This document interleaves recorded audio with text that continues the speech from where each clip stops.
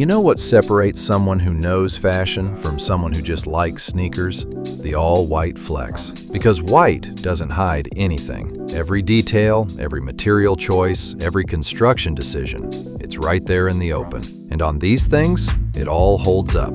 Quick note, grabbed these off Kick.Who's luxury exclusive page. Same spot where I source most of the designer stuff on the channel. Code DECENT20 saves you $10. Links below. So here's the thing about LV and white sneakers. The house has had a complicated relationship with footwear for years. Virgil Abloh put white LV sneakers on the map in a completely different way when he dropped his LV x Nike Air Force One collection. All white, monogram embossed calfskin, gold accents. Those things sold at auction for thousands. That's the DNA we're working with. White and LV has always meant something in this culture. Then, Nicolas Ghesquiere pushed LV footwear into a more architectural direction, pulling from Renaissance aesthetics, futurism, mixing time periods in ways that felt genuinely unexpected. The stud detail on this sneaker sits right in that world. It's not streetwear, it's not just fashion, it's somewhere in between. And that tension is exactly what makes it interesting. The all-white on this thing is clean.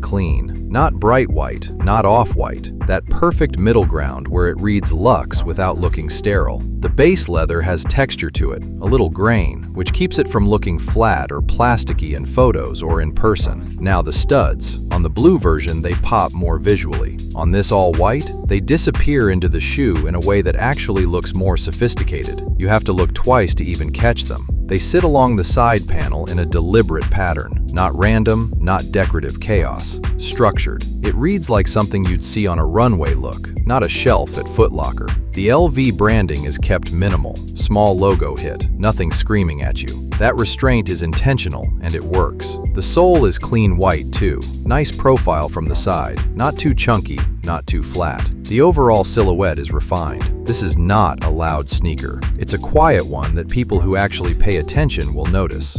Size advice. Go down a full size. These run big. I usually sit at a 10, copped a 9. Perfect fit. Don't skip this step or you're going to be swimming in them. All white sneakers are either the most versatile or the most restrictive shoe you own, and these land on the versatile side. Linen trousers, a relaxed button-up, minimal jewelry, perfect. An all-black outfit where you want the shoe to be the thing, even better. The white-on-white-on-white full look for summer, these are built for that. What I really like is that these aren't trying to be streetwear. They're pulling fashion people, not hype people. If your style references more Rick Owens or Celine than Supreme or Jordan brand, these are your lane. But honestly, anyone who moves clean can pull them off.